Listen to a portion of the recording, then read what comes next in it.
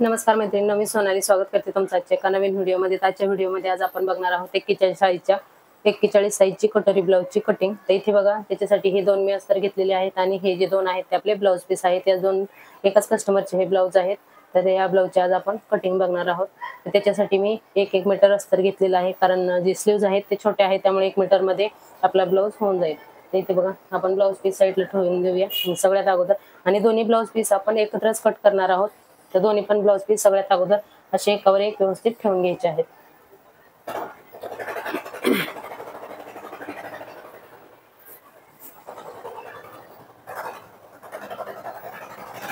आपल्या ब्लाउजची उंची आहे 14.5 इंच, त्याच्यात 1 इंच प्लस करून इथं आपल्याला 15.5 इंचावर मार्किंग करून घ्यायचं आहे। तुमची जेवढी पण उंची असेल त्याच्यात 1 इंच प्लस करून इथं मार्किंग करून घ्यायचं आहे।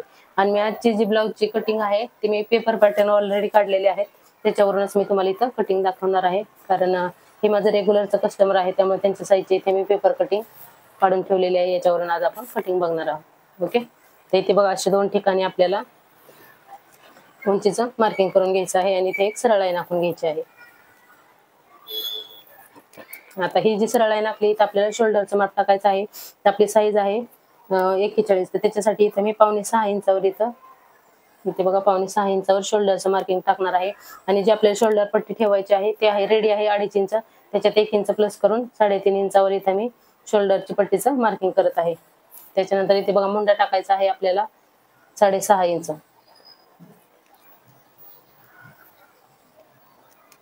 इथे बघा, आणि आपली छाती आहे 41 इंच, तर 41 इंचचा चौथा भाग येतो 10.25 इंच। तर इथे बरोबर 10.25 इंच मार्किंग करायचं। एक सरळ लाईन आखून घ्यायची आणि साईडला 1.5 किंवा 2.25 जेवढं तुम्हाला शिलाई मार्जिन ठेवायचं असेल तेवढं शिलाई मार्जिन ठेवून घ्यायचं। त्याच्यानंतर बघा, पाठीमागचा गळा डीप आहे त्याच्यामुळे अर्धा इंच असं क्रॉस जायचं आणि इथून आपल्याला अशी तिरकी क्रॉस लाईन आखून घ्यायची आहे। आणि इथं बघा, पुढच्या भागापासून इथं आपल्याला 1.5 इंचावर मार्किंग करायचं आहे पाठीमागच्या मुंड्यासाठी। इथे बघा, असं मार्किंग करून घ्यायचं आणि शेप देऊन घ्यायचं जिथं आपण 1.5 इंचाचं मार्किंग केलेलं आहे। इथून आपल्याला थोडंसं असं क्रॉस घ्यायचं, म्हणजे आपला ब्लाऊज मुंड्यात टाईट होत नाही आणि चुन्या वगैरे येत नाही। त्याच्यानंतर आपल्या इथे बघा, आता आपण गळ्याचं मार्किंग करून घेऊया। त्याच्या अगोदर कमरेचं मार्किंग टाकूया। कमर आहे 35 इंच, तर 35 इंचचा चौथा भाग येतो 9.25 इंच। ओके, तर इथे बघा, बरोबर 9.25 इंच मार्किंग करून घ्यायचं। त्याच्यानंतर आपल्याला 1 इंच पाठीमागच्या टक्ससाठी द्यायचं आणि 1.5 किंवा 2.25 शिलाई मार्जिन, जेवढं तुम्ही इथे शिलाई मार्जिन घेतलं असेल तेवढंच तुम्हाला इथे घ्यायचं आहे। तर मी 2.25 घेतले, खाली पण इथे मी 2.25 इंचावर मार्किंग केलेलं आहे। ओके, तर इथे बघा, ह्या ज्या दोन्ही लाईनी आहेत त्या आपल्याला अशा सरळ आखून घ्यायच्या आणि ही आहे आपली फिटिंगची लाईन। इथे बघा, अशा प्रकारे ह्या दोन्ही लाईन आखून झाल्या आणि आपल्याला पाठीमागच्या टक्सचं मार्किंग, ही जी फिटिंगची लाईन आहे त्याच्यापासून इथं हाफ करायचं, जिथं येईल तिथं असं मार्किंग करायचं आणि जो पाठीमागचा टक्स आहे तो द्यायचा आहे आपल्याला 4 किंवा 4.5 इंचावर। तर इथे बघा, मी 4.5 इंचावर पाठीमागचा टक्स घेतलेला आहे आणि जो टक्स आहे तो आपण इथं 1 इंच घेतलं होतं टक्ससाठी, तर इकडे दोन्ही साईडला आपल्याला अर्धा इंच मार्किंग करून घ्यायचं आणि इथं पाठीमागच्या टक्सचं मार्किंग करून घ्यायचं। तर इथे बघा, अशा प्रकारे हा पाठीमागचा टक्स पण झाला। आता आपण गळा कटिंग करूया। तर इथे बघा, गळ्यासाठी मी मार्किंग घेतलेलं आहे 2.25 इंच आणि खालची जी पट्टी आहे ती आहे आपली 3.5 इंचाची, त्याच्यात 1 इंच प्लस करून इथं 4.5 इंचावर पाठीमागच्या गळ्याचं माप टाकायचं। त्याच्यानंतर गळा रुंद घ्यायचा आहे आपल्याला 3 इंच। इथे बघा, मी 3 इंचावर मार्किंग करून घेतलं। त्याच्यानंतर हे दोन्ही पण लाईनी आहेत ते आपल्याला इथं जोडून घ्यायचे आहेत आणि डीप नेक आहेत। डीप नेक नुसार हे सगळं मार्किंग आहे। तुमच्या पण ह्या साईज मध्ये जर डीप नेक असेल पाठीमागे तर तुम्हाला सेम अशीच कटिंग करायची आहे। जर तुमचा गळा पाठीमागचा 8 इंचापेक्षा कमी असेल तर ही जी माप आहेत ती पूर्ण चेंज होतील, सेम अशीच येणार नाही। समजा तुमचा पाठीमागचा गळा 8 इंचापेक्षा कमी असेल तर तुम्ही इथं जो शोल्डर आहे तो 6, 6.25 घेऊ शकता। त्याच्यानंतर मग मुंड्याचा आपली लाईन इथून येईल, त्याच्यानंतर मुंड्याचा आकार पूर्ण चेंज होतो, त्याच्यानंतर तुम्हाला पूर्ण मुंडा पण चेंज करावा लागतो। ओके, हे जे मार्किंग आहे ते पूर्ण डीप गळ्यानुसार आहे आणि इथे बघू शकता आपला पाठीमागचा गळा 11.25 इंच आहे। ओके, इथे बघा, आता आपण गोल गळ्याचा शेप देऊन घेऊया। इथे बघा, आता गोल गळ्याचा शेप देऊन झाला। आता आपण याची कटिंग करून घेऊया।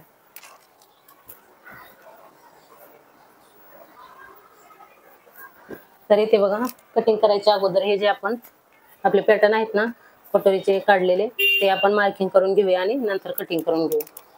तर इथे बघा, जसे पार्ट आपले सेट होतील त्याप्रमाणे आपल्याला इथं सेट करून घ्यायचे आहेत। तर इथे बघा हा जो मुंड्याचा पार्ट आहे तो मी इथे ठेवून घेते.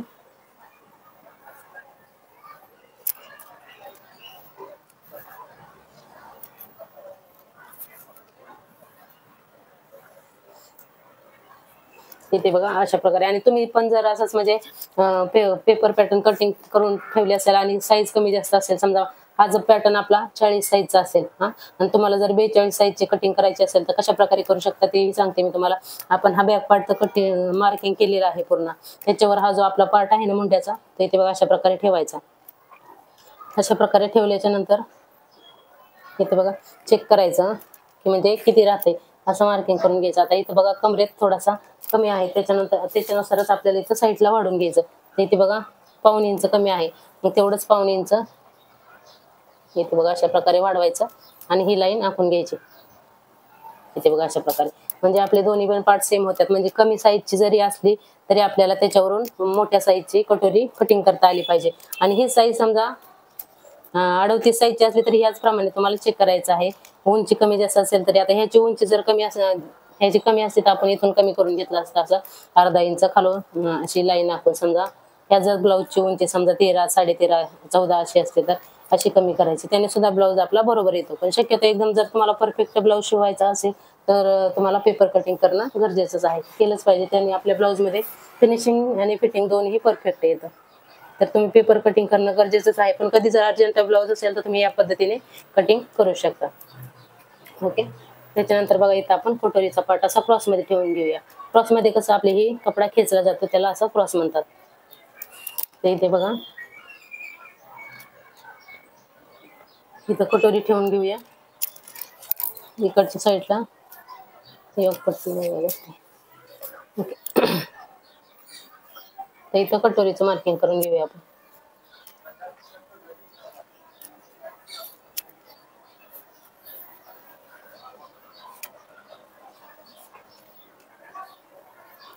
तर इथे बघा कटोरीचंही मार्किंग करून झालं.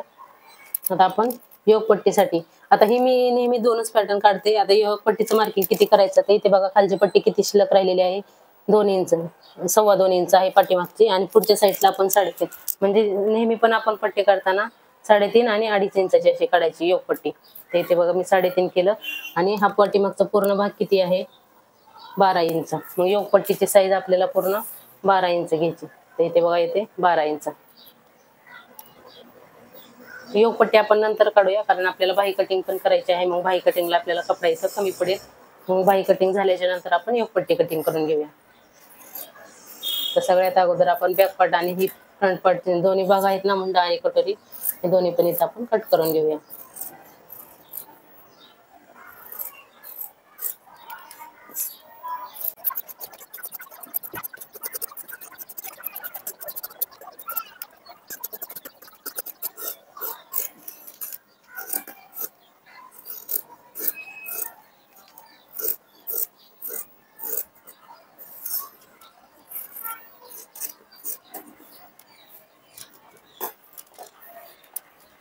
तर इथे बघा ह्या 3 पार्टची इथं आपली कटिंग झालेली आहे. आता आपण बाही कटिंग करायला घेऊया. तर इथे बघा सगळ्यात अगोदर मी परफेक्ट पद्धतीने बाहीची कटिंग कशी करायची त्याचा फॉर्म्युला मी आज तुम्हाला इथं सांगणार आहे, की तुम्ही कुठल्याही साईजची बाही कटिंग अगदी इझिली करू शकता. तर इथे बघा हा जो कपडा आहे ना, आता सध्या हा डबल फोल्ड आहे, किंवा इकडच्या साईडने तुम्ही काढू शकता. तिकडच्या साईडचा कपडा जास्त असेल त्याच्यानुसार तुम्ही बाहीची कटिंग करू शकता. ओके. ते असं 4 फोल्ड मध्ये आपल्याला इथं कपडा घ्यायचा आहे.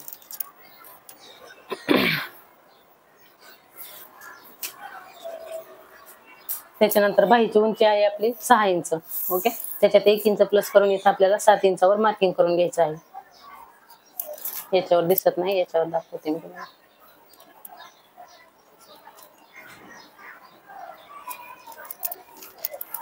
ओके. तर हा झाला आपला 4 फोल्ड कपडा. त्याच्यात 7 इंच इथं बघा अशा प्रकारे मार्किंग करून घ्यायचं.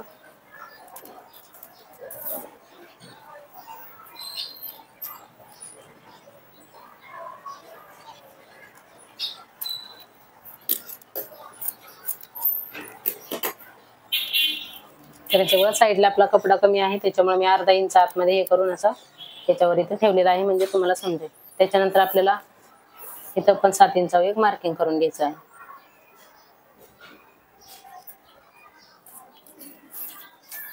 त्याच्यानंतर कॅप हाईट घ्यायची आहे आपल्याला 3.5 इंच, सॉरी 3 इंच, कारण शॉर्ट बाही आहे ना, त्यामुळे 3 इंच इथं आपण कॅप हाईट घेऊया. आणि इथून आपल्याला इथे एक लाईन आखून घ्यायची आहे. जिथं आपण कॅप हाईट घेतली ना तिथे सरळ लाईन आखून घ्यायची. त्याच्यानंतर ही जी लाईन आपण आखलेली आहे तिथं मुंड्याचं मार्किंग टाकायचं आहे. तर मुंडा आहे आपला 9 इंच. जिथं पण 9 येईल तिथं अशा प्रकारे चॉकने मार्किंग करायचं. मग तुमचा मुंडा जेवढा पण असेल 7, 7.5, 8, 9 जेवढं जशी साईज कमी असेल तसं हे मुंड्याचं माप कमी असतं. तुम्ही अंगावरूनही घेऊ शकता किंवा ब्लाऊजवरून मोजूनही घेऊ शकता. इथे बघा मुंड्याचं माप टाकलं. त्याच्यानंतर आपण ब्लाऊज मध्ये जेवढं शिलाई मार्जिन घेतलेलं असतं तेवढंच आपल्याला इथं ऍड करायचं. तर मी 2.25 घेतलं होतं, तर इथे 2.25 इंचावर इथं मार्किंग करून घेतलं. ओके. आणि इथून बघा आता हे जे आपण मुंड्याचं मार्किंग केलं इथून आपल्याला बाहीचा शेप द्यायचा आहे.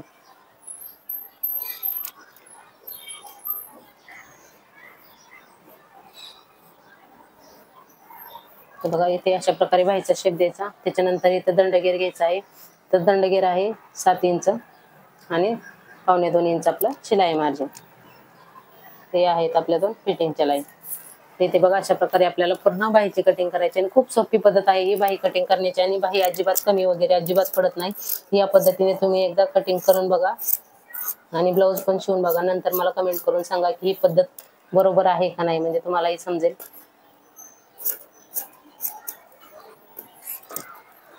त्याच्यानंतर ही मधोमध एक नॉच द्यायचा आणि ही आहे आपली फिटिंगची. आणि इथं आपल्याला पुढचा पार्ट पण लगेच कट करून घ्यायचा आहे.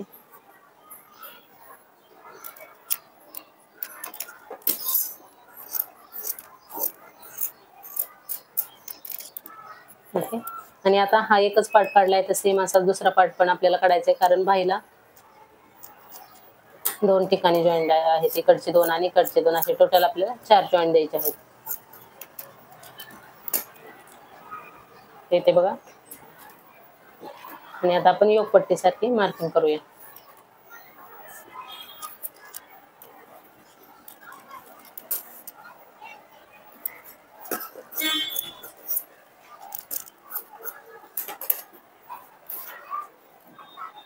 तर योगपट्टी काढायची आहे आपल्याला. हुकाईच्या पट्टीने जिकडे आपली हुकाईची पट्टी आहे ना तिकडे 3 इंच तयार ठेवायचे आहे. तर इथं 4.25 इंचावर आपण मार्किंग करून घ्यायचं आहे.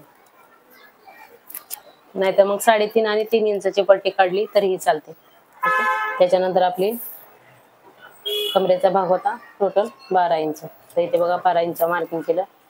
त्याच्यानंतर इकडच्या साईडला आपण 3 इंच मार्किंग करून घेऊया. आणि इथे बघा अशा प्रकारे शेप देऊन घ्यायचा. जसं मार्किंग केलंय त्याप्रमाणे आपल्याला इथं आता योगपट्टी कटिंग करून घ्यायची आहे. तर इथे बघा आता पूर्ण ब्लाऊजची आपली कटिंग झालेली आहे. आणि आता दोन्ही ब्लाऊज आपण एकत्र कटिंग केले होते ते दोन्ही पण पार्ट आपण सेपरेट करून घेऊ. त्याच्या अगोदर पाठीमागच्या गळ्याची कटिंग राहिली होती ती कटिंग करून घेऊ.